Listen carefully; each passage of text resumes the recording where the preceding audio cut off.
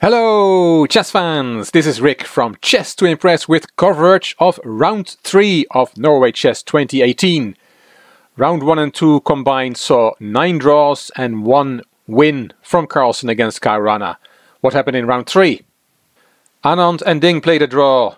Wesley So and Hikaru Nakamura, the all-USA clash, also ended in a draw. Magnus Carlsen beat Levon Aronian in his own inimitable style, getting not much from an opening or Berlin defense, but slowly grinding away and outplaying his opponent. Vachier-Lagrave and Caruana was also a draw, and that leaves the game between Shahryar Mamedyarov from Azerbaijan and Sergei Karjakin from Russia. Let's have a look at that game. Here are both players in action, Mamedyarov on the left and Karjakin on the right. And this is from the press conference after the game. Mamedyarov on the left, then Karjakin. The second from the right is Simen Agustin, Norwegian Grandmaster and Magnus Carlsen's first trainer. He also played professional football and played for the Norwegian national team.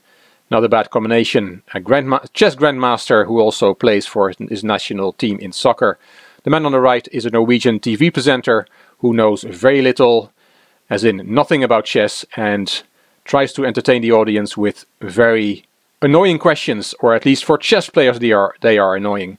He will be replaced after round 3 by Anna Rudolph, and she is a chess player, she's an international master, so we won't have to listen to these questions any longer. Let's look at the game. Mamedyarov was white, Karjakin was black, played on the 30th of May 2018. e4, e5, knight f3, knight c6, and bishop c4, the Italian opening. This is more popular in recent years at the top level, as the top grandmasters are tired banging their heads against the Berlin Wall, which comes after bishop b5 and a knight f6. Bishop c5, c3, knight f6 from Karjakin, d3, d6, Mamedyarov castled, and h6 to prevent any lines involving bishop g5. That could be an annoying pin. Rook e1, Karjakin castled. It's safe to castle without any bishop coming to g5. h3, a5. One thing it does is prevents b4, gaining space on the queen side. But Karjakin has also another idea in mind with the a5 move, as we'll see in a second. Knight bd2 was Mamedyarov's move. Bishop e6, and Karjakin after the game mentioned that he plays this line with both colors and that he had prepared it for both sides for the candidates tournament in Berlin, which was played earlier this year, and that he had got this position against Ding Liren in Shamkir 2 months ago, and that he played b2, b3 in that game. He was white in that game. But Mamedyarov did not go for b3, he went for bishop b5. Queen b8. That queen will come to a7, and then we see Karjakin's idea. Knight f1, and there comes queen a7. It prevents d4, it puts a lot of pressure on f2, but there's a third meaning, and we'll see that. Mamedyarov plays rook e2 to defend the f2 pawn, and there comes a4. And Agdestein in the studio was surprised by this move. Knight g3 and queen a5. Simply attacking the bishop. Bishop back to c4 is not great because it will be taken and white gets ugly pawns, so it almost forces white to give up the bishop pair and take on c6. B takes, and knight h4. White is eyeing up the wonderful square on f5. Rook fe8 from Karjakin. Rook back to e1. He wants to bring his queen to the king side as well. King h7. Queen f3. White now has a lot of pieces pointed at black's king. These knights, the queen, this bishop, and this rook might come into the game as well. And black's queen is far away from the action. So it looks a bit dangerous for black.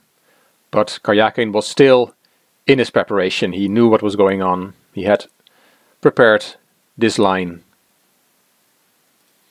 d5 he played, and now you can think of jumping into that juicy square on f5, and here Agustin told a nice story. If you play knight g f5, for example, then black takes on e4, white takes back, and now what for black? And Agustin told a story about a training session he had with the 9th world champion, the great Tigran Petrosyan.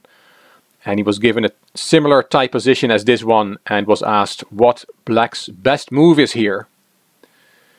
You want to kick away this knight, but you cannot do that with g6 because then the pawn on h6 will be hanging. So how can you kick that knight away? Well, Petrosyan showed that you can do that with knight g8. Wonderful move. What you're doing, you're just protecting the h6 pawn again. That's now protected twice. And you're going to play g6, kick that knight away, and then you're going to return with your knight to f6. Very nice. But Mamedyarov did not play knight gf5, he took on d5. Bishop took back, and queen f5 check. Karjakin said afterwards that he was still familiar with this line and that his challenge was to remember all the right moves because it had been a while since he had looked at this line. He managed to remember everything. You cannot go back with the king because then white takes on h6, and if you take back, the knight is hanging, so that wins a pawn for white, and Karjakin chose to play g6. Here the players afterwards looked at queen takes f6, just take that piece. Black has given away a piece, but he gets it back with bishop e7, securing queen and the unprotected knight on h4. The variation goes as follows: queen takes e5, then black wins his piece back and attacks the queen at the same time. And there's an unprotected rook on e1, so you have to play queen takes e8, rook takes, and here Simon Agustin asked, can you not now play bishop e6 to block out the rook, and is that rook not stupid on e8 or at least lonely, he asked. And Karjakin said, well, then white has bishop e3 with the threat of bishop d4, and there are checkmate threats in the position. They didn't look any further. Of course you can play c5 here to control the d4 square, but anyway, bishop e6 was not the move that Karjakin was going to play. He was going to play a3. He called this an important move, and unfortunately he did not explain why that was such an important move. The engine wants to play b4 here and claims that white is somewhat better. Anyway, all this after g6 and then queen takes f6, but in the game Mamedyarov took on g6 with the knight. That was taken, and now you take on f6, winning that piece back, and there is no unprotected piece on h4 anymore. Rook f8, attacking the queen, queen back to h4, and now taking on f2 looks very strong, but it's not good. It's good for white.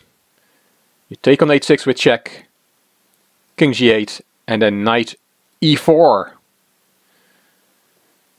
forking these two pieces, and unfortunately you don't have a good discovered check. You cannot play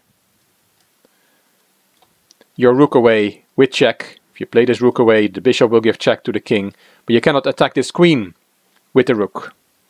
And that's why it's important that in this position you play g5 first, as Karjakin did. And after bishop takes g5, only then did he take on f2. Because now in this position black does threaten to play a discovered check. The bishop will give check to the king, and then the queen will be lost. Mamedyarov took on h6 with check, king g8, queen g6 check, king h8, and he decided to give a perpetual with queen h6 check. If he had played queen h5 check, looks like a good option, hiding from the rook checks. That doesn't work for white. Black plays king g8, and if you then play a move like knight e4, then there is bishop f7, very nice variation. Wherever the queen goes, she will then be attacked by moving this rook away with check by the bishop. Nice variation. So, in this position, as said, Mamedyarov took the move repetition, queen h6 check. Karjakin also said that he had expected Mamedyarov to try d4, and then the rook is hanging, and then rook takes g2 check, king f1, and here Karjakin said black can play bishop e7, and they gave some variations, but bishop e7 is actually a big blunder, and I'm sure that Karjakin would have seen on time that this was a blunder if indeed Mamedyarov would have played d4. The problem is that here knight e4 is a very strong move. Now this rook is hanging and this bishop is hanging, and the variations work out well for white. For example, you cannot take on b2 because then bishop takes e7, you just lose that piece. And taking on e4 does not work either because of rook takes e4, and now this rook is hanging and there is a mate threat on h4. If you play bishop takes g5 against checkmate, then there's simply king takes g2. One more variation after knight e4 is that you can take on g5, and then the king will again take on g2. And you still might think you have something with black with rook g8, and you might have some tricks here with the queen and the king on the same line. But queen h5 check works. You can answer this check by a counter check with bishop h6 check, but the king just steps aside, king h2, and white is winning. So that move d4 was not a way to continue the game. Queen h6 check was played by Mamedyarov. King g8, queen z6 check, king h8, and one more check, and there was a handshake and the game was drawn. So we had 4 draws and a win from Carlsen, similar to round 1. The standings after round 3 look very nice for Carlsen's fans. He is on top, already a full point ahead of 7 players. Aronian and Caruana both drew 2 games and lost 1, both against Carlsen. Thursday, May 31st is a rest day, and on Friday, June the 1st, this is round 4. We'll see Ding against Caruana, Karjakin Vachier-Lagrave, Aronian against Mamedyarov, Nakamura Carlsen, always a very interesting matchup, and Anand against So. I will be here after the round to tell you what happened. Hope you enjoyed this video. If you did, please give it a thumbs up and please subscribe to the Chess to Impress channel. Please leave a comment, I will read them all and I will reply. You also may want to check out my Chess to Progress channel. The link is in the description box. One of the things I do there is analyze videos from viewers. This is Rick for Chess to Impress. Thank you for watching.